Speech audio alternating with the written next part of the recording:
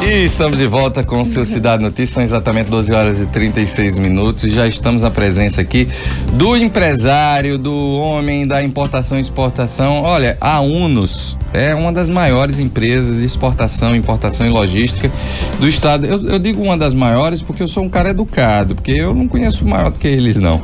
É um cara que entende um bocado sobre importação e exportação para o mundo inteiro, mas em especial para a China. Ele entende pra dedéu, porque ele vai contar a história dele aqui. Foram diversas viagens para a China, tem escritório lá na China representando os interesses dos exportadores brasileiros e dos importadores que trazem produtos da China também. Atila Feitosa, meu querido amigo, boa tarde, seja mais uma vez bem-vindo a esse programa. Boa tarde, Sêmio, muito obrigado, Alaide. Agradeço mais uma vez sempre a gentileza da sua parte, né, de me convidar para vir aqui falar um pouquinho dessa área que me empolga um pouco, né? Quantos anos de empresa? De empresa 32, na área 38, né? Bacana. Eu já tenho... E vocês estavam tricotando aqui porque você é muito amigo do pai de Passaia, do sogro de Passaia, é isso? Não, do sogro dela, né? Do sogro dela. Porque nós viemos para cá Natal na década de 80, né? Trabalhar no mesmo grupo, só que eu cheguei antes, né? Qual é o grupo? Grupo George. Indústria Têxtil. Indústria Têxtil. E tu é de onde? Eu sou de São Paulo. Ah, eu pensei que tu era daqui. Não. Eu te conheço há não sei quantos anos. Eu sou, na verdade, eu já sou natalense, de coração, naturalizado, né? Já, né? Porque a maior parte da minha vida é aqui, né? Eu cheguei aqui com 19, né? Então, eu já tô com 63, quer dizer, sou muito mais natalense do que paulista, né? Não verdade. Tem como, com certeza. Né? E a filha é daqui, como é que tá a sua... Tá bem, tá, graças a Deus, lá, Estudante. 4 períodos de medicina. Seguindo os passos da mãe. O Atila, Unos, a gente fazia esse destaque aqui sobre o fato de que você é um profundo entendedor do mercado chinês. Quantas viagens já para a China? Contar mesmo eu não contei, mas são 13 anos, né? No mínimo 2, 3, 4, 5 viagens num ano, depende muito da atividade, né? São 2 vezes por ano pelo menos, porque a gente sempre organiza as missões empresariais, né? Levando os empresários para lá, para Canton Fair, que é a maior feira do mundo, multissetorial, e daí eu comecei a perceber esse movimento em 2017, que as coisas estavam mudando na China, porque hoje eles têm um poder aquisitivo bem maior, né? E os produtos começaram a ficar um pouco caros. Então, em 2017, eu comecei a perceber esse movimento. Em 2018, o governo Xi Jinping lançou a primeira feira de importação da China. Para eles importarem? Para eles importarem. Só podia entrar empresa estrangeira, não podia ter uma empresa chinesa. E foi um sucesso astronômico. O mundo querendo vender para a China. Assim é. E eu fui, não consegui entrar, porque era muita gente, teve que fazer um pré-cadastro antes. Em 2019 eu consegui. Então, assim, e o mundo tá lá querendo vender para a China, né? E essa feira oportunizou realmente para que algumas empresas brasileiras estiveram lá presentes, né? Também nesse evento, mas é uma janela muito grande. Então, hoje, como você falou no início do programa, você tem tudo que você quiser, você pode vender para a China, né? Desde que você faça os devidos, vamos dizer, a tarefa de casa para você poder entrar, porque realmente é uma cultura muito diferente da nossa. Então, a própria comunicação, a embalagem, várias coisas que você vai ter que realmente se adaptar, pelo menos, que é o que eu vou falar nesse seminário, né? Que o PIEX aqui do Rio Grande do Norte me convidou para fazer o seminário de encerramento do ano.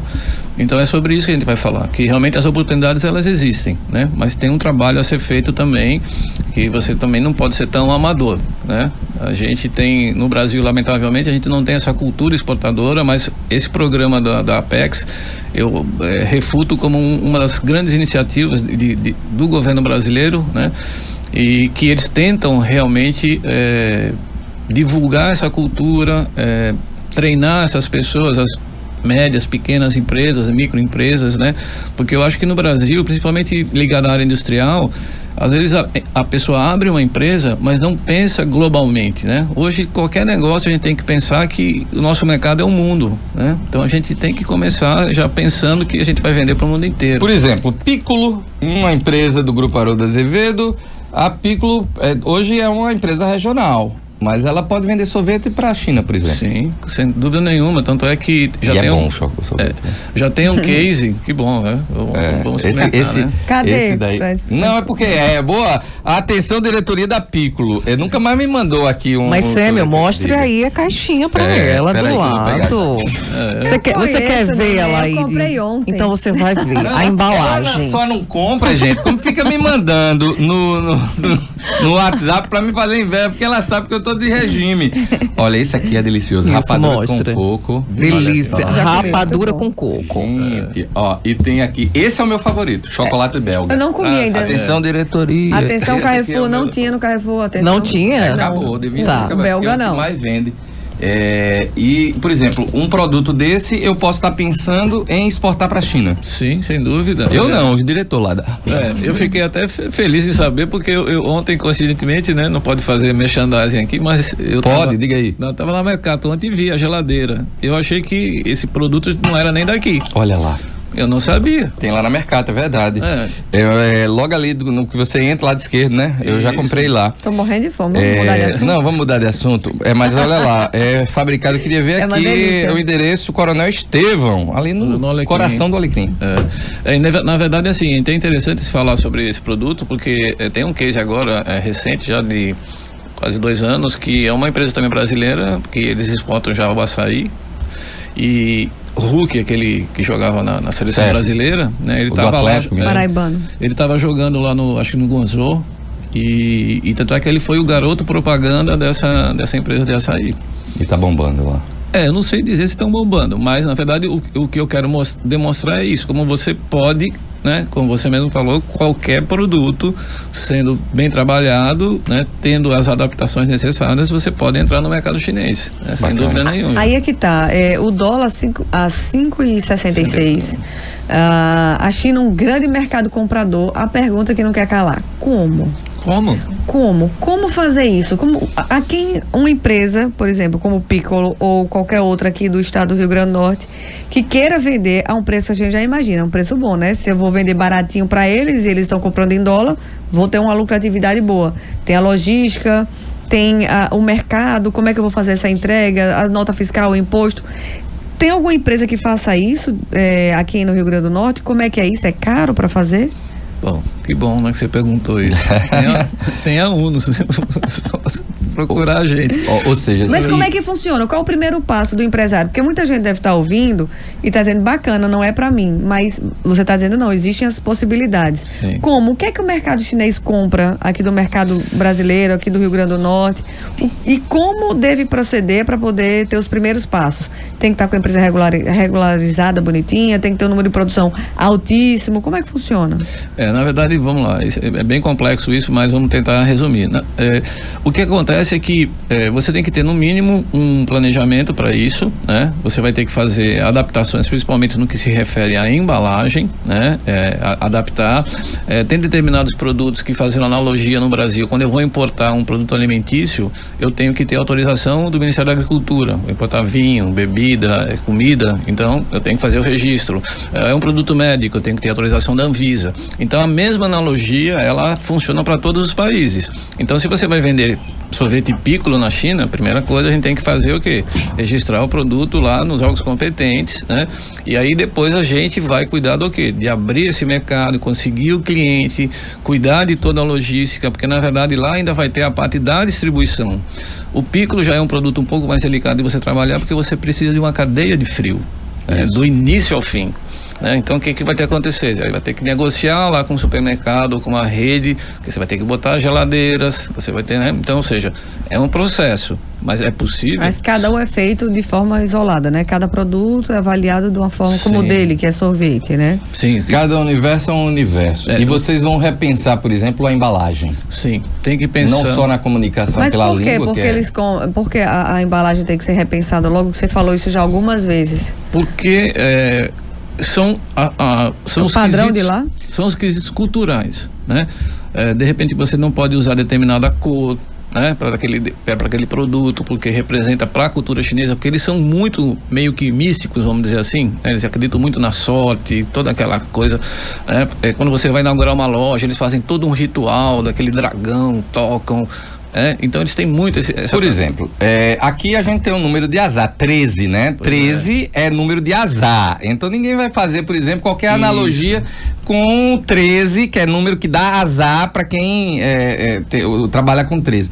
Mas enfim. O concorrente deles, não tem aquele Real 13 de Recife? Olha lá. Não, já não dá mais. Já não dá mais. Tem um caso bem icônico daquela cadeia americana, Best Buy, que foi feito um trabalho. Não sei, eu posso dizer se foi amador, mas o fato é que eles abriram as lojas, só que quando fizeram a tradução do nome para o chinês, significava para eles, tipo, não compre aqui. Caramba. Entendeu? Um furo horrível, tanto é que as lojas fecharam e tal. Então, por isso que a gente precisa ter sempre uma parceria, né? Eu tenho um caso específico aqui também na década de 2010, 2000, o Rio Grande do Norte recebeu muitos estrangeiros aqui, europeus, né? Espanhóis, italianos. Verdade. Todo mundo investiu aqui muito no setor imobiliário, aquele negócio todo. Mas a gente teve um cliente, um espanhol, que ele teve uma visão, né, que outros não tinham, porque o europeu chegava aqui e queria que nós nos adaptássemos a eles e não respeitarem a nossa maneira de ser, a nossa regra. E esse espanhol foi o único que realmente falou, não, eu para entrar no mercado brasileiro eu tenho que estar com brasileiro, alguém que entenda como chegar com o meu produto, entender a cultura. Então é a mesma coisa, né? Então lá você vai ter que fazer primeiro essa adaptação, a gente vai ter que também mudar tudo, porque como é um produto estrangeiro, você vai ter que estar tudo lá em chinês, né? É como aqui também, quando você entra com produto importado, a etiqueta é exigido que você traduza para o português. E quando um empresário leva o produto dele, a sua empresa ou a empresa que vai fazer exportação, ele já tem ali um percentual de sucesso, por exemplo, esse tipo de produto é comprador, eu consigo isso, pode produzir que eu vou fazer. Como é que funciona? Ou depois de que assina contrato? Porque você tem todo esse trabalho, chega lá e não vende, como no caso desses empresários que vinham para cá, não se adaptou. O caso da Best Buy, deu uma zebra. Na verdade, assim, não necessariamente, até porque isso é todo um projeto, né, que você vai ter que fazer. Na verdade, quando eu idealizei o meu projeto em 2018, existem algumas redes de supermercados lá que elas só trabalham com produto importado.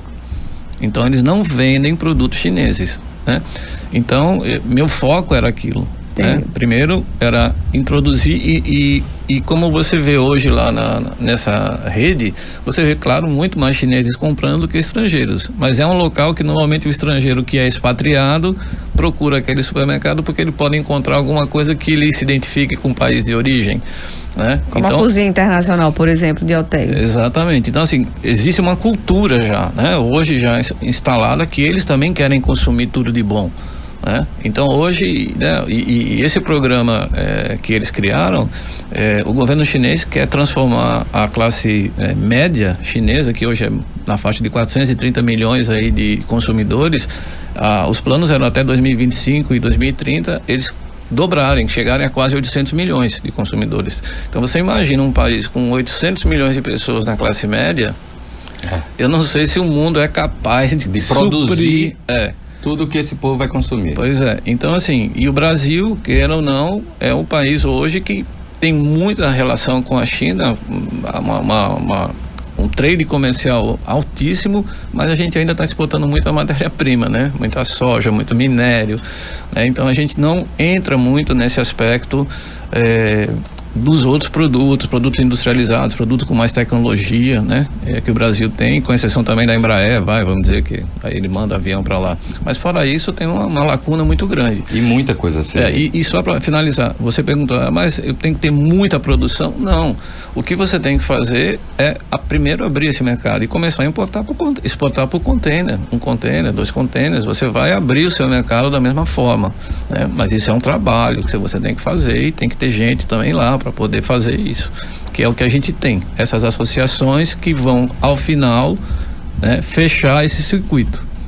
Ou seja, você aqui em Natal é um braço e tem um outro braço lá na China para fazer o trabalho que você faz aqui, que a UNOS faz aqui. O porto da gente prejudica? Não, porque é muito pequenininho e não cabe muita coisa. O Porto Chibatinha?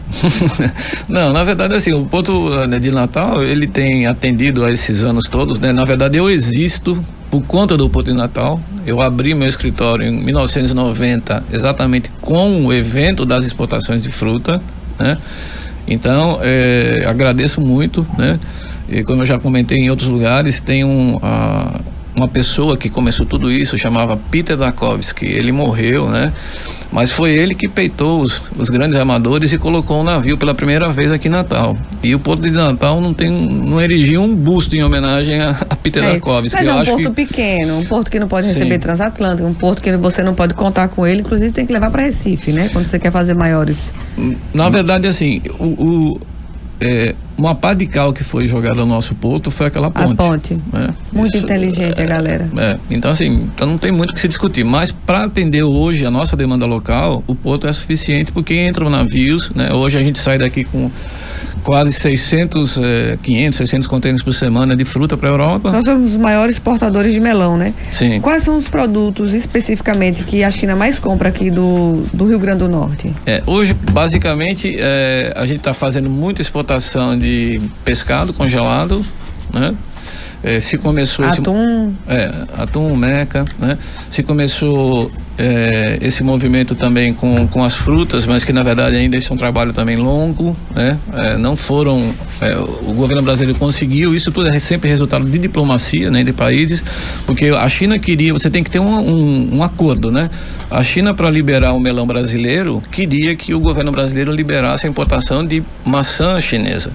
Só que o Brasil é grande produtor de maçã, isso aí ia influir também na nossa balança. Então o que aconteceu? Entraram num acordo, o Brasil liberou a pera chinesa e a China liberou o melão brasileiro, né? Só que ainda a gente está num caminho, ainda engatinhando nisso aí, porque a gente tem um grande problema de logística, né? Então, fruta perecível, né? O melão é muito longe, o ideal seria no máximo 30 dias, né? Então hoje, aí você tem todo o tempo de receber lá, distribuir, né? Então o shelf life da fruta, o melão não aguenta muito, né? Deixa eu só introduzir aqui que o nosso querido Giovanni Magnus, uma negociação que ele estava hoje pela manhã, contratos, muitos dinheiros. Mais de 3 horas? Muitos dinheiros, que 2022 chegue logo. Boa tarde, amigo, seja bem-vindo. Graças a Deus, obrigado sempre. Boa tarde, Elaide, boa tarde, Jaque, boa tarde, ouvintes. Boa tarde ao nosso convidado aqui. Átila, grande Átila. Eu vinha ouvindo, né? Eu tava ouvindo. Querendo dar opinião sem poder. Pois Ei, milhares de perguntas aqui pipocando na minha mente. Muito bom. E uma pergunta que eu gostaria de fazer, se me permitir. Por favor. Átila, não é isso? Átila, o mercado de fruticultura, que é uma vocação aqui do Rio Grande do Norte, ele é muito latente e já tem como cliente a China, né? Em algumas produções. O mercado de especiarias, que o Brasil lá no passado ele foi um grande produtor de especiarias. Quando eu falo especiarias, pimenta, por exemplo, Sim. É uma especiaria, né? Pimenta se exporta muito. Existe essa lacuna ainda para especiaria, e coisa que não está sendo muito explorado hoje no Rio Grande do Norte? Sim, sem dúvida. A região norte é grande produtora de pimenta, né? Mas sim, como eu falei, qualquer produto tem a possibilidade de entrar no mercado chinês, né? Desde que você faça exatamente as exigências sanitárias, né? Adaptações Isso é muito caro para uma pequena empresa, porque, por exemplo, existem associações, né? Existe a grande matriz de produção de fruticultura aqui do estado do Rio Grande do Norte, fica lá em Mossoró, que todo mundo conhece. Agrícola Formosa, né? Famosa, né? Por exemplo. E existem pequenas associações, né? Associações de fruticulturas e essas associações, elas conseguem espaço para exportar? Sim, tem que fazer um trabalho de abertura de mercado lá, né? Que é a Agrícola Famosa falando, né? Ele já tem uma estrutura, né? Isso. Eles são muito grandes, né? Tanto é que ele é considerado o maior produtor de melão do mundo, né? É o rei do melão, né? Então, ou seja, eles têm estrutura, têm musculatura, né? Agora, se você fez essa pergunta, é barato? Bom, é um pouco complicado você dizer isso, vai depender muito do referencial com relação ao que você tem de produto para exportar, né? Porque aí você vai diluir esse custo, né? Uma grande exportação, né? Acho que não ficaria tão caro. Mas se você tem uma quantidade muito pequena para exportar, pode ser que isso seja representativo. Qual seria hoje o grande produto que a China precisa e o Rio Grande do Norte poderia ser um abastecedor, por exemplo? Daqui na verdade já vai o granito, vai o pescado, né? Eu sei que já teve alguma coisa incipiente de exportação de castanha de caju, né? E partindo para os outros produtos da pauta do Rio Grande do Norte, sinceramente, aqui eu poderia tentar destacar que os chineses gostam muito de doce, né? Então tem olha, Piccolo. Essa propaganda. Então, assim. Quase que eu passava no mercado para comprar um Piccolo para todo mundo. Que não fez. Porque senão ia chegar atrasado. Mas a gente tem aí, né, duas empresas aqui hoje que são ligadas à área de confeitaria, né? A Sames, pode falar nome aqui, que pode. A Sames, a Candy Pop, né? Quem nos procurou uma vez que ainda não decolou, mas o pessoal das massas Jucurutu, né? Bacana. Porque também eles são muito bons na panificação, né? Então massas e biscoitos, bebidas, essas coisas. Eles bebem? Um bocado. Cachaça, por exemplo. Deve ficar com os olhos pequenos. Cachaça brasileira eu fui exatamente num restaurante, né? Que na verdade era um local onde tem muitos bares, restaurantes, boates, e lá em Xangai, e tinha um bar brasileiro, de um cara de São Paulo, e ele estava vendendo já essas cachaças lá. A cachaça já está adaptada, com rótulo. Olha aí, cunhadinho, mas cachaça Mipibu, de Fábio Dantas. Mipibu tá sucesso, ganhou um prêmio agora. Sucesso. Pois é, e já pode começar a pensar em exportação. Olha, a Atla tá aqui conosco, o Atla Feitosa, ele que é empresário, eu costumo chamar ele de Mr. China. Agora vocês estão... dizer isso. Agora vocês estão entendendo porque o apelido dele pra mim é Mr. China, porque o cara entende tudo do mercado chinês e a gente tá falando de importação e exportação. Principalmente exportação, gente. Os produtos potiguares que tem um mercado imenso lá pros lados da China. Eu vou ter